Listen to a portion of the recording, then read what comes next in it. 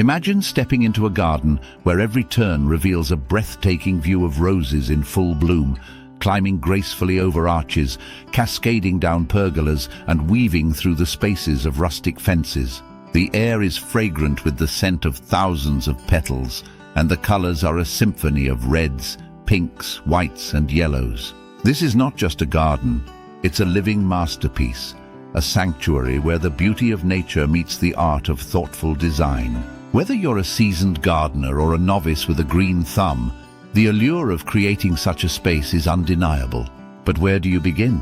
The answer lies in understanding the unique characteristics of roses and how to match them perfectly with the architectural elements of your garden: arches, pergolas, fences, and obelisks. In this comprehensive guide, we'll dive deep into the world of roses, offering expert tips and advice on how to choose the right varieties for different garden structures. From selecting the perfect roses for your obelisk to mastering the art of planting around pergolas, we'll cover everything you need to know to create a garden that's not only beautiful, but also thriving year-round. Get ready to embark on a journey that will transform your garden into a lush paradise where roses reign supreme and every corner invites you to linger just a little longer, choosing the right rose for your obelisk. Obelisks are not just structural features in a garden. They are focal points that draw the eye upward, adding vertical interest and a sense of grandeur.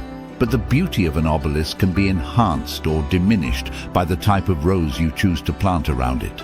Not every rose is suited for this purpose, and making the wrong choice can result in a mismatch that fails to showcase the potential of both the plant and the structure. When selecting a rose for your obelisk, consider the size of both the plant and the structure.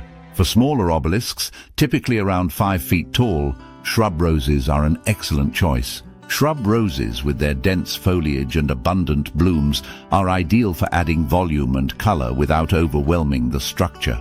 These roses typically grow to a height that complements the obelisk, creating a harmonious and balanced look. For taller obelisks, which can reach heights of 8 feet or more, patio climbers or ramblers are more appropriate. These roses are known for their vigorous growth and can easily cover the entire obelisk, creating a stunning display of cascading blooms. However, it's important to note that the more vigorous the rose, the more maintenance it will require. To ensure continuous blooming and healthy growth, regular feeding and care are essential. The magic of rose arches, creating a dreamy walkway. There's something undeniably magical about walking through a rose-covered archway. The cascading blooms, the gentle sway of the branches in the breeze, and the intoxicating scent combine to create an experience that is both romantic and timeless. But achieving this effect requires careful planning and the right choice of roses. When it comes to rose arches, the first decision is whether to use climbers or ramblers. Climbers are generally characterized by their larger flowers and fewer blooms per stem, making them ideal for creating a more structured and formal look. However, they tend to grow straight up, which can result in a less full appearance on the sides of the arch. On the other hand, ramblers are known for their clusters of smaller flowers and their more natural cascading growth habit. They tend to cover the arch more completely, creating a lush, dreamy look that is perfect for a romantic garden setting. For long archways or pergolas with multiple arches, the challenge is to create a consistent and balanced appearance throughout the entire structure. One approach is to use the same rose variety on each side of the first arch to create a symmetrical entrance. Once inside, you can experiment with different varieties, alternating colors or flower types to create visual interest. This approach not only enhances the overall aesthetic, but also adds depth and complexity to the garden design. Pergolas and roses are match made in garden heaven. Pergolas are one of the most versatile structures in a garden, offering shade, support for climbing plants, and a beautiful framework for displaying roses. But choosing the right roses for your pergola is crucial to achieving the desired effect. The key is to select roses that are vigorous enough to cover the structure, but not so aggressive that they overwhelm it. When planting roses around a pergola, it's important to think about the overall design and how the roses will interact with other plants. In a traditional rose garden, Pergolas are often used to create walkways or seating areas where the beauty of the roses can be enjoyed up close. In this setting, climbers are often preferred for their ability to produce large, showy blooms that can be appreciated from a distance. However, ramblers can also be used, especially in gardens where a more natural, less formal look is desired. One of the most important considerations when planting roses around a pergola is how to train the plants to grow in the desired direction. Roses naturally want to grow upward, but with the right training, they can be encouraged to spread out horizontally, covering the top of the pergola and creating a canopy of blooms. This not only maximizes the visual impact of the roses, but also provides shade and shelter beneath the pergola, making it a more inviting space. Fences and roses, turning boundaries into beauty. Fences are often seen as purely functional elements in a garden, but with the right roses, they can be transformed into beautiful living walls. Whether you're looking to create a privacy screen, define the boundaries of your garden, or simply add a touch of color and fragrance, roses are the perfect choice. When planting roses along a fence, the first consideration is the height of the fence. For shorter fences, ground cover roses or small climbers are ideal. These roses are easy to manage and can be trained to spread horizontally along the fence, creating a continuous band of color. For taller fences, more vigorous climbers or ramblers are the better option. These roses can quickly cover the entire fence, creating a lush green backdrop that is perfect for showcasing other plants. Another important consideration is the spacing of the roses. To create a dense, uninterrupted display, plant roses at intervals of 10 feet or less.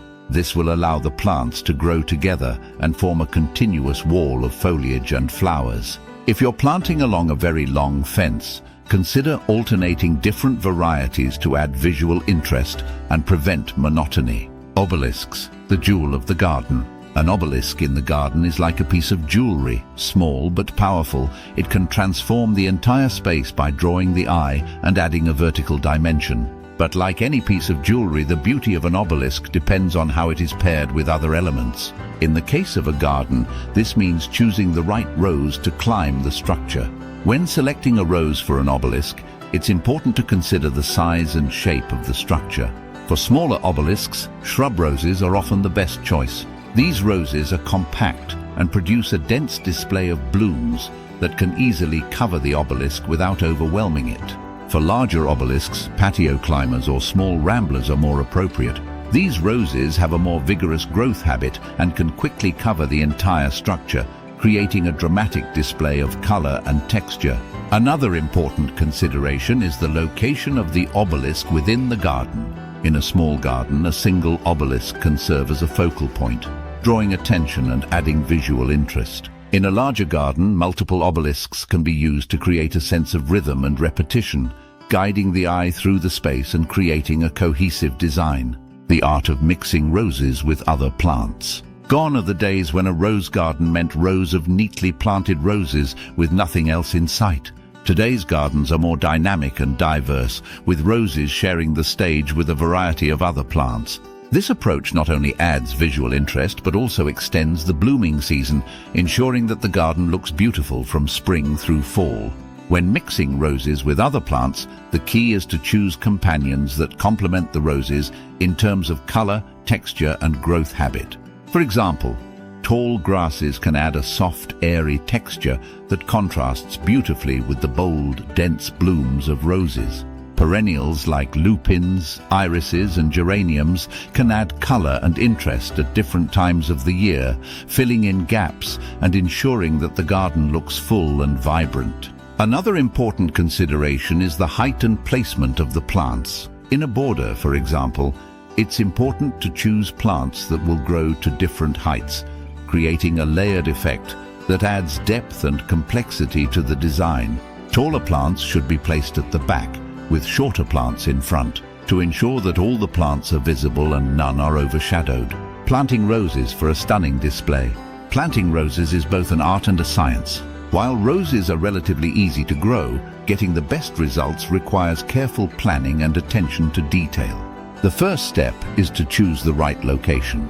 Roses need plenty of sunlight to thrive, so choose a spot that gets at least 6 hours of direct sunlight each day. The soil should be well drained and rich in organic matter.